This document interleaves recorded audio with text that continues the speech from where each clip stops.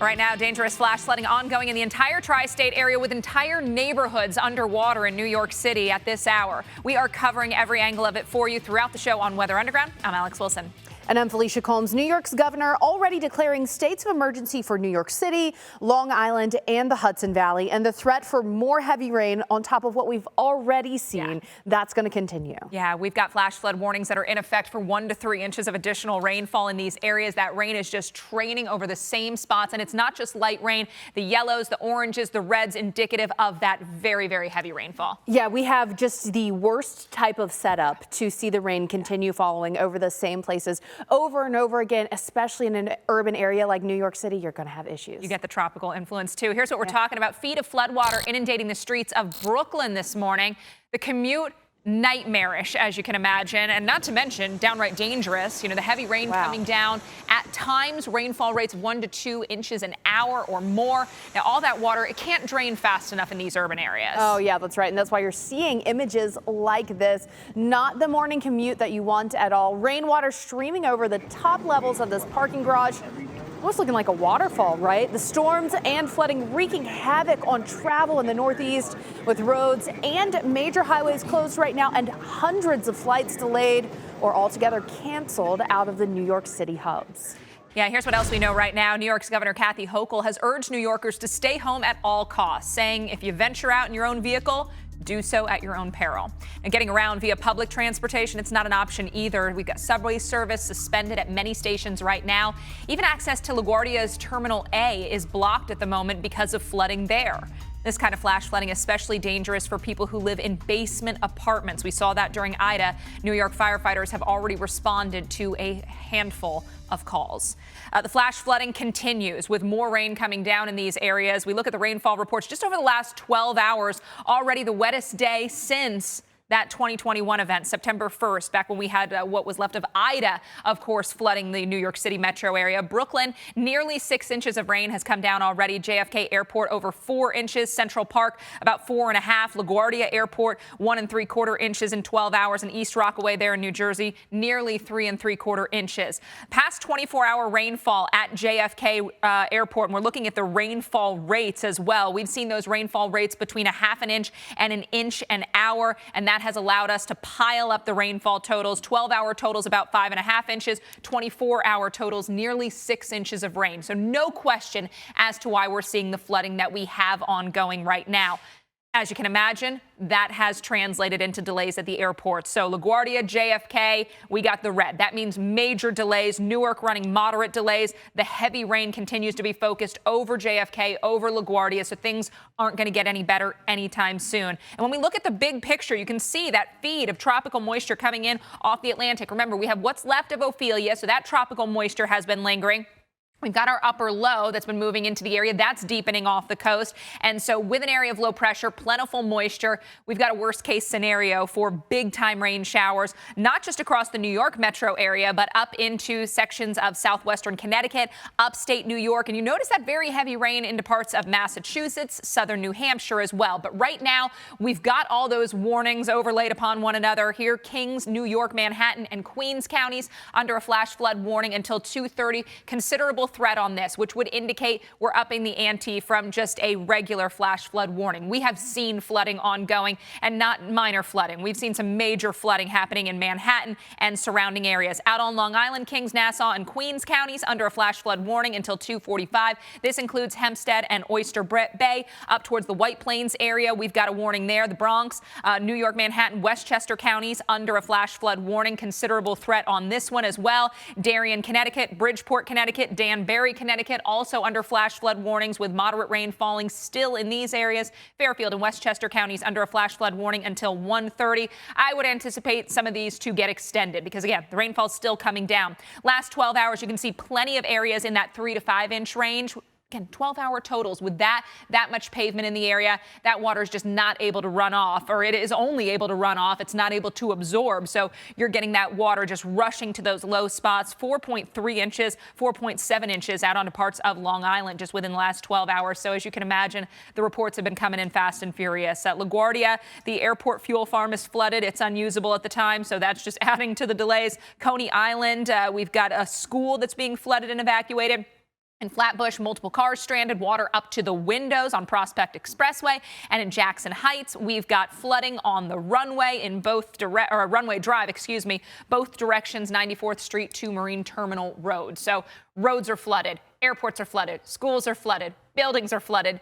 You're getting the drift. Fordham, we've got portions of Metro North Harlem and New Haven service suspended in both directions. So we've also seen public transit take a hit. Jackson Heights, all westbound lanes closed on the Grand Central Parkway. And in Bayside, the Cross Island Parkway, that is flooded as well. So that's why the governor is saying, stay put. You know, it's just going to be a hassle. You're not going to be able to get anywhere you want to get because of the number of roads that are just downright impassable at this time.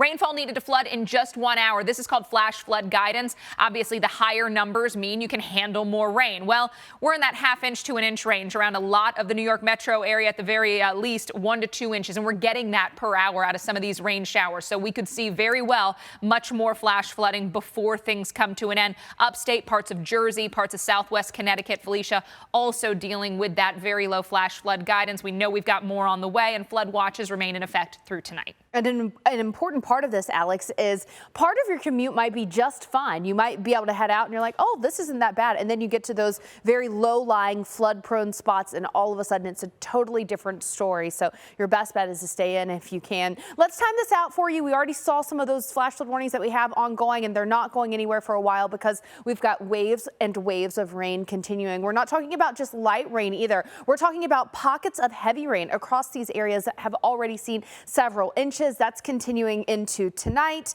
Now, you'll get some breaks here or there, but overall, you've got that chance for rain lasting into early Saturday as well. I cannot stress this enough. This is a broad brush forecast here where you're seeing the 1 to 2 inches. You are going to have locally higher amounts. You could see several more inches, especially with the rainfall rates of 1 to 2 inches that we're seeing with some of that rain that's already coming down. Let's take a look up into Connecticut, out through Rhode Island. You can see some of our heaviest rain that we have right now, stretching back towards Salisbury, up through Chicopee. But even that light rain, when you have that consistent feed of moisture over the same places, that can add up and cause you some flooding issues. You see that feed of moisture continues. Here's today, 6 o'clock. So a lot of people getting off work. Maybe you went into work and it was just fine. You're getting off of work and you're seeing flooded roads. The rain is coming down. The traffic is slow. There's ponding on the roadways. So just a lot going on. You want to make sure you are giving yourself a bit of extra time. And if you are in this area, if you're in Hartford, Providence, and you know there are certain places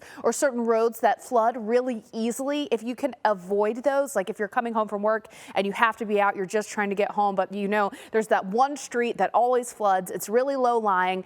Avoid that if you can. Take a different route. Now, that's not saying you won't run into any flooding, but maybe you can avoid some of the worst of it if you know where it typically floods. Again, broad brush forecast here from Hartford out through Providence, up through Webster. Generally 1 to 2 inches, but certainly higher amounts going to add up there when you get some of that heavier rain training over the same areas. Doesn't look quite as impressive, right? When you look down toward Atlantic City or Little Egg Harbor, most of that rain displaced off to the north, but it is going to pick up, and we expect to have some flooding issues around this region as well. You can see, especially for coastal areas, you've got some of that rain moving in, but watch how this swath starts to fill in overnight and into early Saturday, and you have that rain coming down. Now, not the same type of rain that we're seeing a bit farther north, but still going to cause some issues for places like Atlantic City and Long Beach, where we've already had the coastal flooding issues. The soil is really wet, Alex. So adding anything across much of this region is problematic. Absolutely. We talked a little bit about the airport delays thus far. Let's take a wider look, though. Northeast area airports are also being affected. It's not just the New York City metro area. We've got LaGuardia and JFK dealing with major delays. Newark and Boston both running moderate delays. So you are getting problems at Logan, and with more rain showers possible this afternoon, we could see more issues. Also watching places like Hartford and Providence. Those airfields could see some delays. Syracuse right now doing okay, as is Buffalo. Areas into interior sections of the Northeast not getting the rain showers that we've seen into the New York and southern New England areas. Over the last 7 days, we've seen quite a bit of rain in these communities. So the ground's been saturated going into this event, and now we're just throwing so much more into the mix. 3 to 5 inch totals over the last week, where you see the yellow, where you see the red, or rather the orange. That's where we've seen 5 to 8 inch totals. Remember, we had Ophelia last week bringing some rain. Throughout the week, we've seen pesky showers. So it has been a soggy week. Now we're adding more to the mix. Wetter than average soil moisture from about central central and northeast Pennsylvania, North Jersey, Long Island, all the way up into parts of New England. So that's why the greatest concern has been focused into these areas for that risk of flash flooding. That and the fact that we're just adding so much rain into the mix. So likelihood for flash flooding from the Weather Prediction Center for New York, for eastern and northern New Jersey, for southern sections and western sections of Connecticut, for Long Island, for upstate New York through tomorrow morning. Again, things are expected to continue to be bad before they get better. That's why folks in all these communities, officials have said, do not get on the roads if you don't have to. It's a mess out there. 2 to 3 inch totals possibly in some isolated spots, but again, a very good bet for 1 to 2 inch additional totals. With that said, we've seen the training showers, we've seen the heavy showers, so you could get some higher totals in areas where we see those rain bands set up. So be prepared for the possibility that we could see some higher amounts. Future radar showing that as we go through the next few hours across sections of eastern New Jersey. I think we'll see some heavy showers setting up. That'll eventually translate out onto Long Island before things finally start to dry out moving into tomorrow afternoon. I think we see some breaks overnight and tomorrow morning, but I don't think it's, Felicia, until tomorrow afternoon, later in the day, that things really begin to wind down. So we look at Atlantic City, New Jersey, one of the areas there in eastern sections of Jersey. You've got the rain, you've got the cloud cover right now. It's 65. You're in the casino. You don't want to lose track of time, Felicia. I know it's easy to do in a casino, but you get out there to your car, and this afternoon could be very different if you go to leave on those roads. I don't know. Maybe you do want to lose track of time. You have to stay there all day. You just have to stay, and you're like, what? I lost track of time. Yeah, and I lost $200. Perfect solution. Exactly. Let's talk about what else you're dealing with, because it's not just the rain that's coming from the sky, as you're seeing there on that camera, that's going to be problematic. Our setup is lending itself to coastal flooding issues as well. Let's talk about that. So we've got high pressure. That's setting up. That's what's moving in. That's what's eventually going to give you a wonderful, beautiful sunny sky as we head through the weekend. But what is happening is this strong pressure gradient between that high pressure and this low pressure off the East Coast, creating those winds, picking up those waves. And when you know those waves getting elevated, we start to see more impacts along the coast in terms of coastal flooding, rough surf, more rip currents, and that coastal flood threat increasing across the southeast all the way down into Florida as well. Of course, we've been talking about the high tides that were coming along with that super moon. So still dealing with some of those areas that might have just been flooded. Now we're going to add another risk of the coastal flooding ongoing. So here's our current setup. We've got our low hanging out off the coast of the mid-Atlantic, that high pressure up there as well. So some gusty winds coming along with this too. The last thing you want with saturated ground, whether it be from coastal flooding or from rain flooding, are some gusty winds, because that can bring you a few power outages as well if you've got any of those trees that aren't doing so well. Here's what we're seeing in terms of those winds. And I want you to look at the direction of these winds. So for some of us, you've got that offshore flow, but where you're getting that onshore flow across portions of the Delmarva, you're going to see that push of water. You're seeing that push of water onshore there across portions of the Jersey Shore as well. So that's when it starts to become problematic, and that's when you see an even better chance for some of that tidal flooding, especially when you're around those high tide times. Here's what we're looking at as you look farther south into east. You can see some of those gusts up to 25 miles an hour. That's translating to about 12 miles per hour in Wilmington. So we've got some of those breezy winds. I'd say the good news is that you're seeing that that offshore push for a lot of coastal South Carolina, coastal Georgia, but it's not great news across North Florida. Of course, whenever you get that onshore wind, you have a higher risk of rip currents, and then throw in the rough surf and the rough waves as well, and that's going to create dangerous conditions at those area beaches. Coastal flood advisories up from Atlantic City down through portions of the Delmarva. You can see portions of Virginia as well getting in on that. So, Alex, it is the rain coming from the sky, the rain coming from the ocean. We're just seeing lots of water in places we don't want it right now. Yeah, all sorts of water problems this week. Let's get you back to the flash flood warnings that are still ongoing across sections of the Northeast, and I would anticipate these over the next several hours, overnight, even into tomorrow morning. Flash flood warning for Kings, New York, Manhattan, and Queens counties. This is a considerable threat tag, so we've got problems. We anticipate more problems. Rainfall coming down on the order of about 3/4 of an inch to 1.5 inches per hour. So the rainfall rates at times are very, very heavy, adding to what's already fallen. You could get another 1 to 3 inches of rain in these areas that have already picked up 3, 4, 5+ inch totals.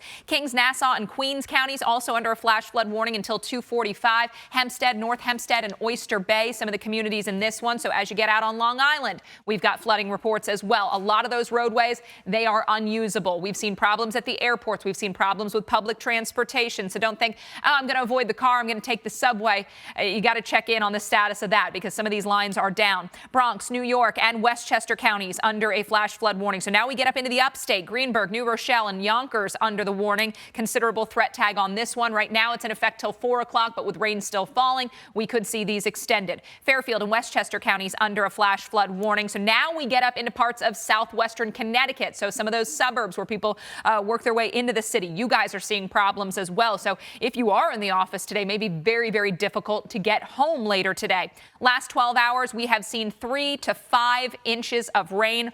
You can see some of the higher totals here on the south side of the city. So out onto Long Island, closer to JFK. In Flatbush, we've got cars stranded in water at LaGuardia. The fuel farm is flooded and unusable at this time. We'll be right back.